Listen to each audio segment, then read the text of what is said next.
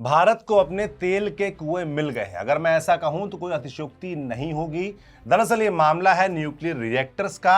एक सपना जो भारत के महान साइंटिस्ट होमी जहांगीर भाभा ने बहुत समय पहले देखा था, वो अब पूरा हो गया है। ऐसे न्यूक्लियर रिएक्टर्स भारत ने बना लिए हैं, तैयार कर लिए हैं, जिनके लिए हमको अब एनर्जी रिसोर्सेज की जरूरत नहीं होगी। बिजली बनाने में हम आने वाले वक्त में हो सकता है एक्सपोर्टर हो जाएं।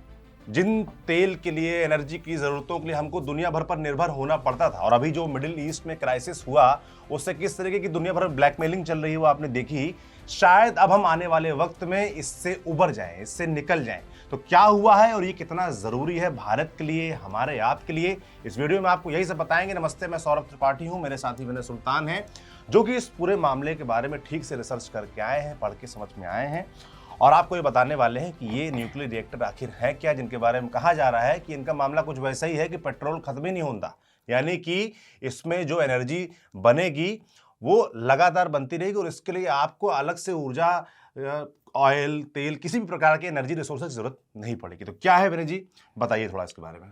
दरअसल कलपक्कम एक जगह पड़ती है तमिलनाडु में, कोरोमंडल तट, जहाँ से चेन्नई से 70 किलोमीटर दूर। वहाँ पे एक जगह है जिसको कहा जाता है Indira Gandhi centre for atomic research करके एक जगह पड़ती है, जो इस पूरे के पूरे रिसर्च को जिसने अंजाम दिया है, जिससे ये हमको ये उपलब्धि मिली है। ये दरअसल हम लोगों ने बहुत पहले सोचा था, आज से 70 साल पहले ये परिकल्पना डॉक्टर होमी जहांगीर भाभा के द्वारा रखी गई थी कि हम ऐसे कोई न्यूक्लियर रिएक्टर बनाएं जिससे हम थोरियम का इस्तेमाल जो है वो कर पाएं एनर्जी जनरेट करने के लिए। और थोरियम और यूरेनियम के बीच में लगभग मतलब एक ही किस्म के, अगर आप पीरियोडिक टेबल देखेंगे तो 90 नंबर पे थोरियम है और 92 नंबर पे यूरेनियम है, तो दो का ही फर्क है। तो जो हमारे दोस्त साइंस समझते हैं उनको ये समझ में आ रहा होगा कि दोनों हेवी मेटल हैं और दोनों से हम न्यूक्लियर रिएक्शन करवा के और एनर्जी ले सकते हैं। लेकिन बहुत क्रिटिकल प्रोसेस है। ये हाइपोथेसिस की तरह शुरू हुआ था, ये पूरा का पूरा प्रोजेक्ट आप कह सकते हैं एक सपने की तरह शुरू हुआ था, और अब जो है उसको हम हकीकत में बदलते हुए देख रहे हैं। बिल्कुल उस हकीकत के बिल्कुल करीब हैं। जो तीसरी स्टेज है वहाँ पे हम पहुँचने के बिल्कुल करीब हैं। दो स्टेज जो है हमने अचीव कर ली हैं, और भारत रशिया के बाद दूसरा ऐसा देश है जिसने सेकंड स्टेज जो है उसको अचीव कर लिया है। तो ये बहुत क्या बड़ी है, मतलब अभी मैं आपको ईमानदारी से बताऊं, मुझे समझ में नहीं आया। हाँ, क्या है मतलब, इसको उसको बोलेंगे क्या, न्यूक्लियर रिएक्टर बोलेंगे, क्या बोलेंगे, ये फर्स्ट सेकंड स्टेज क्या है, थोड़ा बताइए, मतलब आसान हाँ, भाषा तो में। मैं मैं थोड़ा समझ, अच्छा मैं मैं तो तुमको बहुत, आप जानते हो, एकदम लेमैन हूँ। एक कहानी की तरह समझाता हूँ। हाँ। डॉक्टर होमी जहांगीर बाबा ने 1954 में अपना एक हाइपोथेसिस दी। उन्होंने कहा कि हम इस तरीके से 3 स्टेज में न्यूक्लियर जनरेशन करें, न्यूक्लियर पावर का जनरेशन करें कि हम अपने को सेल्फ सस्टेन कर पाएँ और हमारी जो एनर्जी नीड्स हैं, क्योंकि हमारे पास में ना तो बहुत बड़े ऑयल रिजर्व्स हैं, ना हमारे पास में बहुत बड़ा यूरेनियम रिजर्व है। हार्डली हमारे यहाँ कोई यूरेनियम मिलता है। तो जितना भी यूरेनियम हम इस पूरे के पूरे नाभिकीय ऊर्जा को बनाने में लगाते हैं, वो सारा हमको इंपोर्ट करना पड़ता है, बाहर से मंगवाना पड़ता है। उस पे हमारी डिपेंडेंसी बहुत ज़्यादा है। तो लेकिन उससे मिलता-जुलता एक हमारे पास में एक मेटल है जिसका नाम है थोरियम, और वो इफ़रात में है। मतलब दुनिया का 25% अभी नॉन जो रिज़र्व है उसका 25% हमारे ही पास में है। अच्छा, तो मुझे इसको थोड़ा, सॉरी ब्रेक ले रहा हूँ थोड़ा सा।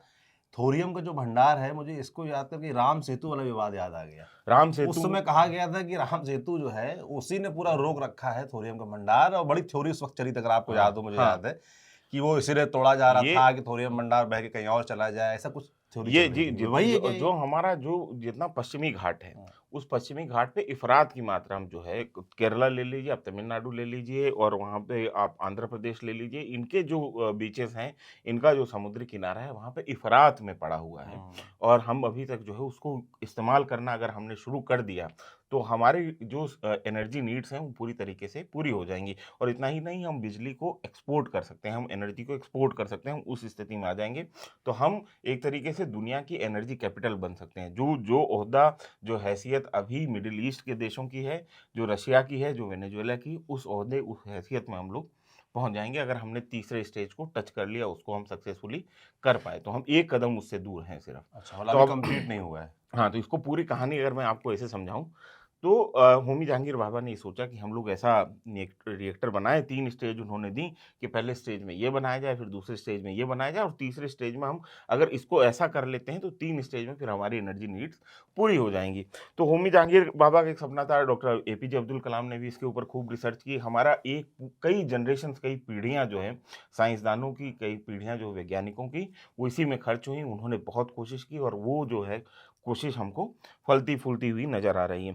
तो 1984 में ये जो है Indira Gandhi centre for atomic research जो है ये बना और यहाँ पे एक और 2 रिएक्टर बनाए गए, बेसिकली मद्रास न्यूक्लियर रिएक्टर जिनको कहा जाता है। और यहाँ पे दूसरा जो प्रोटोटाइप जो 2 सेकंड स्टेज था, उसके ऊपर रिसर्च शुरू हुआ। ये 1984 के आसपास की बात हुई जब ये कमीशन हुआ। 84 से चला है। 84 से और उसके बाद में जब एनडीए 1 सरकार थी, उस समय अटल बिहारी वाजपेयी के समय में जो है पहली बार जो है इसको गो मिला कि इसमें जो है क्रिटिकल जो कोर फ्यूल जो है उसको डालने की अनुमति मिली और वहाँ से रिसर्च जो है वो तेजी पकड़ता है और अब जाके हम यहाँ पे पहुँचे हैं। तो हम मतलब कि 26 और उधर 16, 74 42 साल से ये चल रहा था। चल रहा है। जो अब एक तरीके से मूर्त रूप लेने वाला है। 42 ईयर्स, लेकिन फिर भी हम ये कह रहे हैं कि हम पार्टी में बहुत लेट नहीं है। रशिया के बाद हम ही लोग कर पाए हैं दुनिया भर में कि हमने ये कर दिखाया। तो ये जो है 3 स्टेज, जो पहला जो प्रोटोटाइप फास्ट ब्रीडर रिएक्टर जो है वो क्रिटिकलिटी को रीच कर गया है। क्रिटिकल हम ऐसा बोलते हैं कि सवाल पूछना किसी से, वो क्रिटिकल। यहाँ पे क्रिटिकलिटी का मतलब होता है कि एक ऐसी चेन रिएक्शन रिएक्टर में शुरू हो जाना कि उसके बाद में आपको बाहर से इंटरवीन करने की जरूरत ना पड़े। वो सेल्फ सस्टेनिंग चेन रिएक्शन होती है जिसमें आप फ्यूल जलाते जाते हैं, फ्यूल बनता जाता है, फ्यूल जलाते जाते हैं, फ्यूल बनता जाता है। ये मैंने भी कहीं सुना इसके बारे में कि इसका जो मॉडल है कुछ तो इस तरीके का है। ये प्रोटोटाइप फास्ट ब्रीडर रिएक्टर जो है, इसीलिए इसको फास्ट ब्रीडर कहा जा रहा है। ब्रीडर मतलब ये खुद फ्यूल जो है वो पैदा कर रहा है। और ये 500 मेगावाट का है। हालांकि अभी बहुत अर्ली स्टेज पे है और बहुत अर्ली स्टेज पे होने के बाद अभी कोई बिजली हम अभी जनरेट नहीं कर पाएंगे। उसको थोड़ा समय लगेगा, 2-4-5 महीने पहले इस पर बढ़िया टेस्टिंग होगी। उसके बाद कमर्शियल लेवल पे जो है हम इसको प्रोड्यूस करना शुरू करेंगे। और मद्रास एटॉमिक पावर स्टेशन जो है 1984 में बनाई था, जैसा कि हमने आपको बताया था कि वहाँ से तब से ये बात जो है शुरू हुई। और फास्ट ब्रीडर ये इसको टेस्ट रिएक्टर बोला जा रहा है क्योंकि ये पहला प्रोटोटाइप है, टेस्ट रिएक्टर है। तो ये क्रिटिकलिटी को रीच कर गया है, बहुत बड़ा माइलस्टोन है। जैसे अब मैं एक लेमैन की तरफ सवाल पूछूं कि भाई ये जो रिएक्टर बना है, ये जो प्रोटोटाइप आप बता रहे हैं कि 3 स्टेज में तैयार हो गया और लगभग इसका जो फल है वो सामने आने वाला, तो फल किस तरह के होगा? क्या बिजली की आपूर्ति पूरे देश की जो है ये वो यहाँ जैसे से ये संभल जाएगी? एक मान लीजिए कि ये जो प्रोटोटाइप है ये 500 मेगावाट बिजली जनरेट करता है। इसका मतलब ये अकेला रिएक्टर जो है वो 5 से 7 लाख घरों को बिजली दे सकता है। तो मतलब इसका असर ये है। और ये पहला प्रोटोटाइप है इसमें, और बहुत छोटा है। मतलब हम प्रोटोटाइप बनाते हैं, हम छोटा बनाते हैं। तो हम जब बड़ा इसको बनाएंगे तो हम बहुत इसको आगे ले जा सकते हैं और बड़े पैमाने पे बिजली जनरेट कर सकते हैं। दरअसल दिक्कत क्या है सौरभ, इसके मूल में क्या चीज़ है समझिए आप, कि मूल में ये है कि हम हार्डली 500 टन, हमारे यहाँ कोई अच्छा अगर साल हुआ जिसमें हमने अच्छे से खुदाई की, हमारा अच्छा जनरेशन रहा, तो हार्डली 500 टन जो है यूरेनियम निकाल पाते हैं। यूरेनियम है ना। और दुनिया में नहीं, हमारे यहाँ पे देश में यूरेनियम निकलता है। हाँ, लेकिन वो जो है हमारी ज़रूरत है 18,000 टन और हम निकाल पा रहे हैं 500 टन। और फिलहाल जो है दुनिया भर में 60,000 टन निकलता है, जिसका हार्डली हमारे पास में 2% निकलता है। सबसे बड़ा प्रोड्यूसर उसमें कजाकिस्तान है। हम कजाकिस्तान से लेते हैं। अभी हमने कनाडा के साथ करार किया है कि आप हमको देते रहिए, क्योंकि यूएसए के साथ में और तमाम यूरोपीय देशों के साथ में जो है उतार चढ़ाव भरी स्थिति थी। तो हमने कनाडा के साथ में एक पैरेलल एग्रीमेंट किया कि आप हमको दीजिए। कनाडा से हम बहुत पुराने समय से लेते रहे हैं यूरेनियम, और उस यूरेनियम से जो हमारे यहाँ पे अभी 22 न्यूक्लियर रिएक्टर्स हैं वो उसी यूरेनियम से चलते हैं। लेकिन अब हमारे पास में अपना फ्यूल आ जाएगा। मतलब हमको अब किसी से लेने की ज़रूरत नहीं, हम अपने से फ्यूल प्रोड्यूस करेंगे, हम उसी से एनर्जी प्रोड्यूस करेंगे और हम एनर्जी दूसरों को बेच सकते हैं। हम वैसी स्थिति में हो जाएंगे। तो हम ये जो 3 स्टेज मैं आपको बार बार कह रहा हूँ, तो 3 स्टेज हम समझ लेते हैं कि 3 स्टेज क्या है। दरअसल पहला स्टेज होता है जिसको प्रेशराइज्ड हेवी वाटर रिएक्टर कहते हैं, PHWR।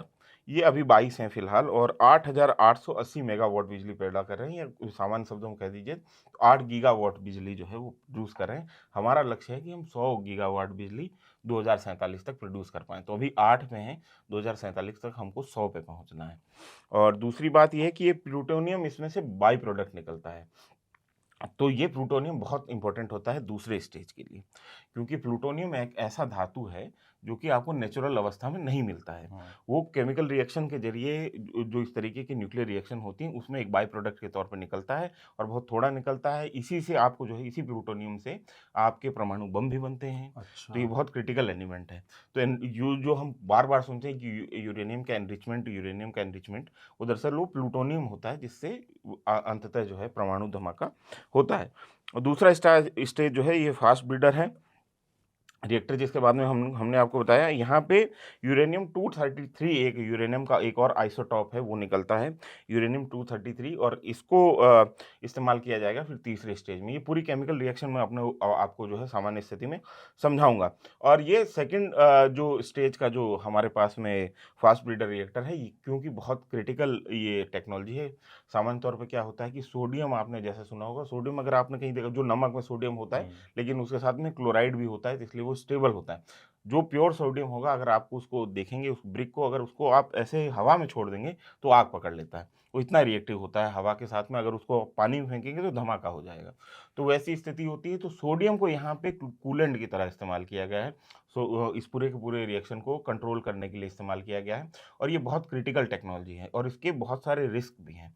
तो उन सारी रिस्क को मिटिगेट करते हुए कमर्शियल लेवल पे सारी चीज़ें प्रोडक्शन करना और एक ऐसा रिएक्टर बनाना, ये बहुत बड़ी उपलब्धि है। चाहे आपको समय बहुत ज़्यादा लग रहा है, लेकिन आप ये समझिए कि एक माइलस्टोन है हमारे लिए। एक चंद्रयान जैसी स्थिति है, एक गगनयान जैसी स्थिति है, हमारे लिए एक बड़ा ब्रेक थ्रू ये है। और आने वाले समय में जो भारत की ऊर्जा की नीड्स जो हैं वो अपने उसके ऊपर अगर भारत आत्मनिर्भर हो जाता है तो भारत की लोकल स्टैंडर्ड दुनिया भर में अलग तरीके से हो जाएगी। अभी हमारी ऊर्जा की निर्भरता बहुत ज़्यादा है। पेट्रोकेमिकल्स जो हैं, हम क्रूड ऑयल चाहे गैस, हम लगातार बाहर से ही इंपोर्ट करते हैं। और इस युद्ध ने हमको ये समझा दिया है कि ऊर्जा पे आत्मनिर्भरता किसी भी देश की क्यों बहुत ज़रूरी है। अगर हम भारत को एक वैश्विक शक्ति के तौर पर देखना चाहते हैं, एक वर्ल्ड पावर के तौर पर देखना चाहते हैं, या भारत की कभी इच्छा भी नहीं रही कि वो किसी तरीके से एक ध्रुव बने, लेकिन वो अपने आत्मसम्मान के साथ में और एक लोकल स्टैंडर्ड के साथ में अगर जीना चाहता है इस दुनिया में, तो उसके लिए आपके पास ताकत होनी बहुत ज़रूरी है। क्योंकि ये दुनिया ताकत से चलती है और एनर्जी नीड्स, अगर आप सेल्फ रिलायंस हैं उसके ऊपर, आत्मनिर्भर है अपनी एनर्जी नीड्स के ऊपर, तो आपको वो ताकत मिलती है, वो आपकी जगह मजबूत होती है।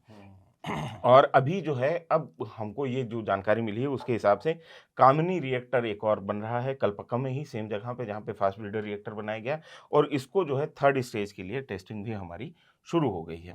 तो अब मैं समझाता हूँ कि थोड़ा सा ये मामला क्या है। तो फर्स्ट स्टेज में जैसा कि मैंने आपको बताया कि प्लूटोनियम बाई प्रोडक्ट मिलता है। सेकंड स्टेज में हमको यूरेनियम का एक और आइसोटॉप है U233, मतलब यूरेनियम 233, वो एक बाई प्रोडक्ट के तौर पे मिलता है।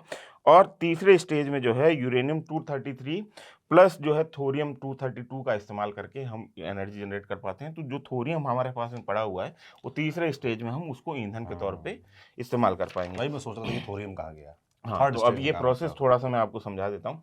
दरअसल क्या होता है कि जो हमने अष्टक का नियम पढ़ा है सब लोगों ने बचपन में, कि एक कोई भी परमाणु होता है उसका एक नाभिक होता है जिसमें न्यूट्रॉन और प्रोटॉन होते हैं, और उसके ऑर्बिट में इलेक्ट्रॉन चक्कर लगा रहे होते हैं। 2, 8, 18 इस तरीके से हमने वो मॉडल बनाया है सबने बचपन में।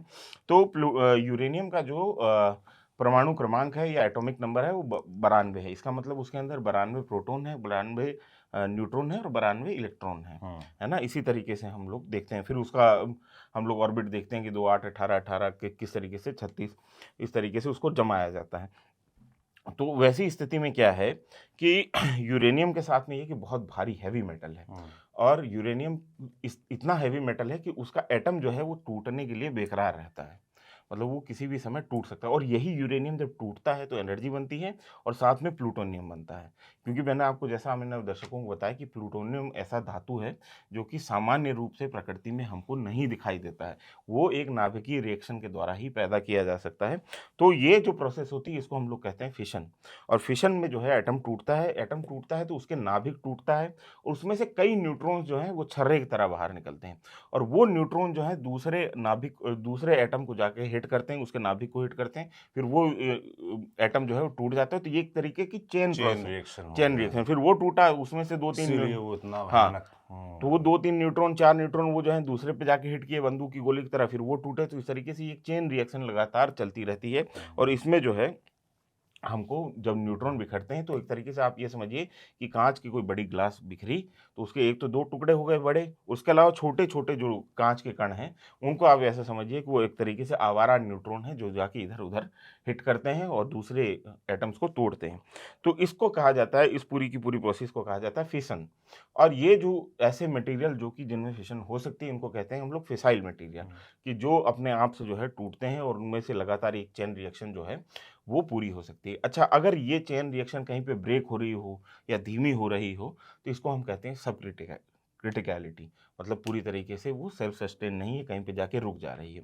और जब ये एक चेन रिएक्शन एक मतलब कंट्रोल्ड एनवायरनमेंट में हो और पूरी तरीके से लगातार चलती जा रही हो, इसको हम कहते हैं क्रिटिकलिटी। तो हमारा जो है क्रिटिकलिटी को रीच कर गया है। और अगर ये चेन रिएक्शन बहुत ज़्यादा आउट ऑफ कंट्रोल हो या बहुत तेज़ी से हो रही हो, उसको हम कहते हैं सुपर क्रिटिकलिटी। तो परमाणु बम जो हैं वो सुपर क्रिटिकलिटी पे काम करते हैं, इसीलिए परमाणु बम का असर जो है बहुत बड़ा होता है। भयानक होता है। अच्छा, तो उस ये तो ऐसे मटेरियल हुए जिसको हम फिर, और जो मटेरियल ऐसा कर सकते हैं नेचुरली आराम से टूट सकते हैं, जिनको बहुत ज़्यादा ज़रूरत नहीं होती है किसी बाहरी हस्तक्षेप की, उनको हम कहते हैं फिसाइल मटेरियल। इसमें सबसे जो पॉपुलर फिसाइल मटेरियल है उसमें यूरेनियम 235 है।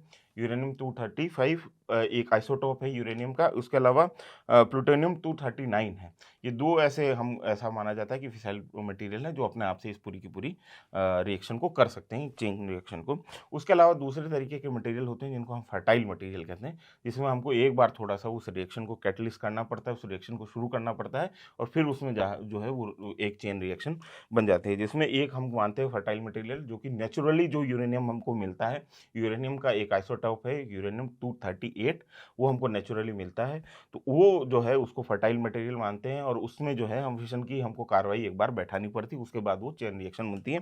इसी तरीके का एक जो है फर्टाइल मटेरियल है वो है थोरियम 232। तो ये थोरियम का एक आइसोटॉप है 232 नंबर। ये जो है इसको भी हम फर्टाइल मटेरियल मानते हैं। तो फास्ट ब्रीडर रिएक्टर में क्या होता है कि एक जैसे कोर होता है, आप ये समझिए कि ये अगर मेरी कॉपी अगर रिएक्टर है तो इसमें एक ये कोर है बीच में जहाँ पे मुख्य फ्यूल डलेगा। तो ये सेंटर में मान लीजिए मुख्य फ्यूल डला, तो ये मुख्य फ्यूल क्या है, ये मुख्य फ्यूल है प्लूटोनियम 239, जिसको हमने बताया था कि आपको ये फिसाइल मटेरियल है, अपने आप ये चेन रिएक्शन करता है। फिर इसका एक ब्लैंकेट बनता है चारों तरफ।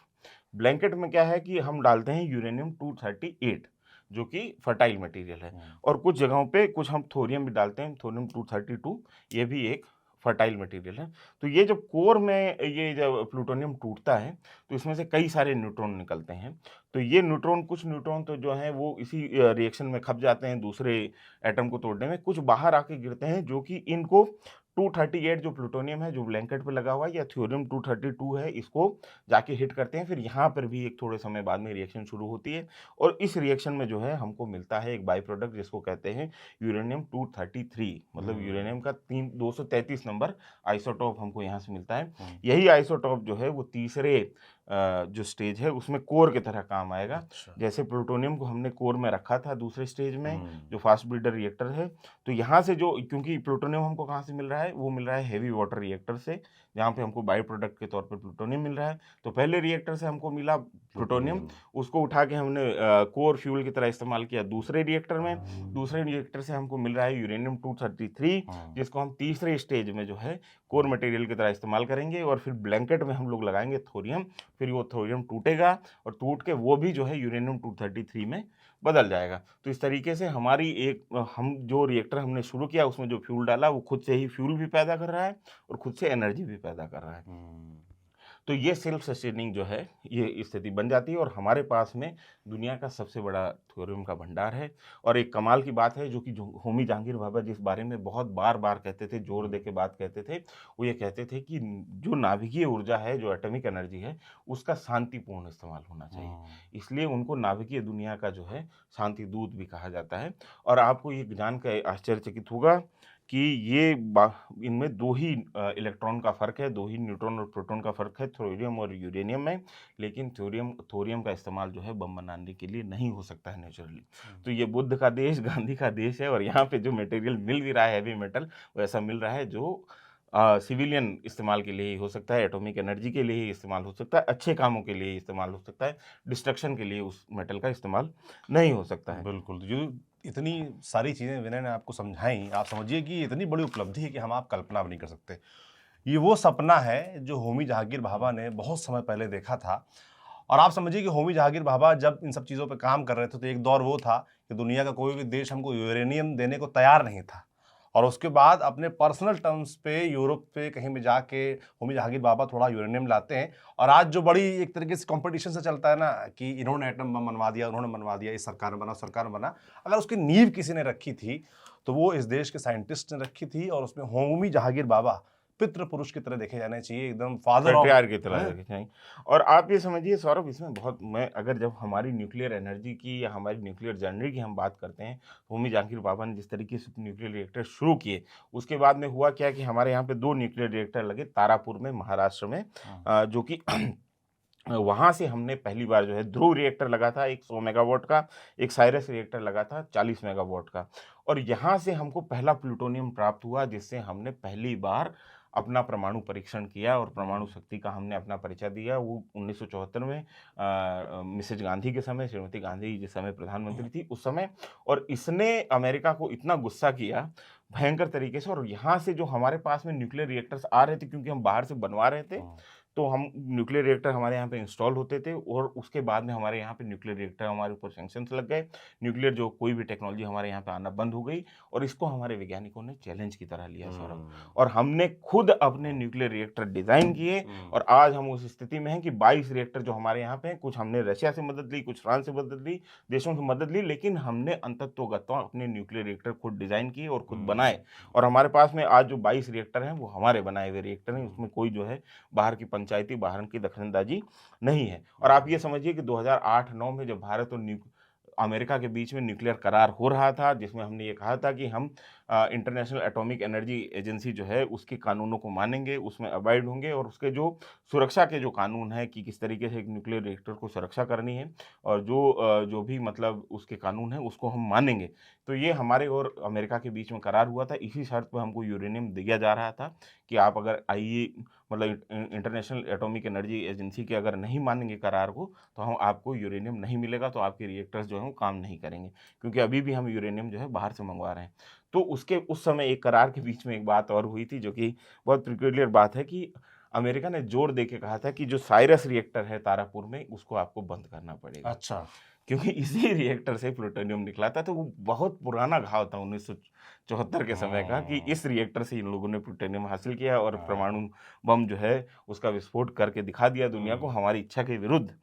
तो वो फिर हमको बंद करना पड़ा था उस समय। तो साइरस इस समय बंद है, ध्रुव रिएक्टर इस समय बंद है यूएस न्यूक्लियर डील के तहत, और हम अभी यूरेनियम जो है बाहर के देशों से ले पा रहे हैं। लेकिन हमारा भविष्य जो है ये यूरेनियम के ऊपर नहीं है, हमारा भविष्य थोरियम के ऊपर है। और आप ये मानिए कि इस पूरे के पूरे युद्ध ने हमको ये समझा दिया है, और ये हमारे लिए वेकअप कॉल है कि हमको अपनी एनर्जी नीड्स जो हैं खुद से पूरी करनी पड़ेगी। हमको कुछ ना कुछ ऐसा करना पड़ेगा, कोई ना कोई ऐसा तरीका खोजना पड़ेगा कि हमको एनर्जी के लिए दूसरों के ऊपर निर्भर ना रहना पड़े।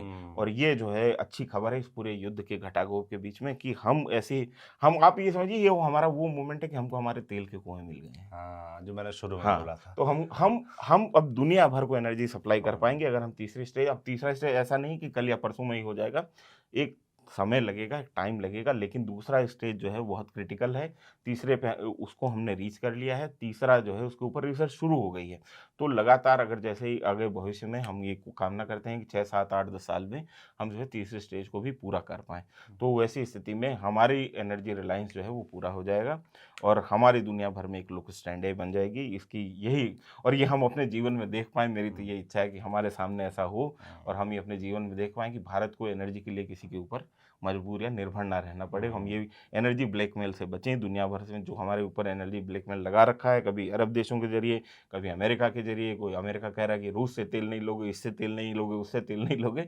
हमको फिर तेल की ज़रूरत नहीं है, हम अपने हिसाब से चीज़ें कर तो पाएंगे। वाकई तो ये आप इस वीडियो के जरिए समझे होंगे कि ये बहुत बड़ी उपलब्धि है और इसके लिए इस देश के सभी साइंटिस्ट जो अभी वर्तमान में हैं और जो लंबे समय से पीढ़ी दर पीढ़ी मेहनत करते चले आ रहे थे, एक सपना देख रहे थे, वो अब पूरा होने के बहुत करीब है। तो सभी को बधाई, सभी को आगे के लिए बहुत शुभकामनाएं, देशवासियों को भी बहुत बहुत बहुत शुभकामनाएं।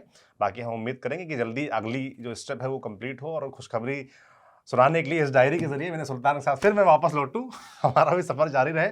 आपको ये खबर, आपको ये जो इन्होंने बड़ा आसान तरीके से समझाने की कोशिश की विनय ने, ये कैसे लगी कोशिश कमेंट बॉक्स में लिखकर जरूर बताएं। हम अपना काम करते रहेंगे, आप न्यूज़ प्रिंस देखते रहिए। मैं सौरभ त्रिपाठी, मेरे साथी विनय सुल्तान, कैमरे के पीछे ऋषि हैं। शुक्रिया। शुक्रिया।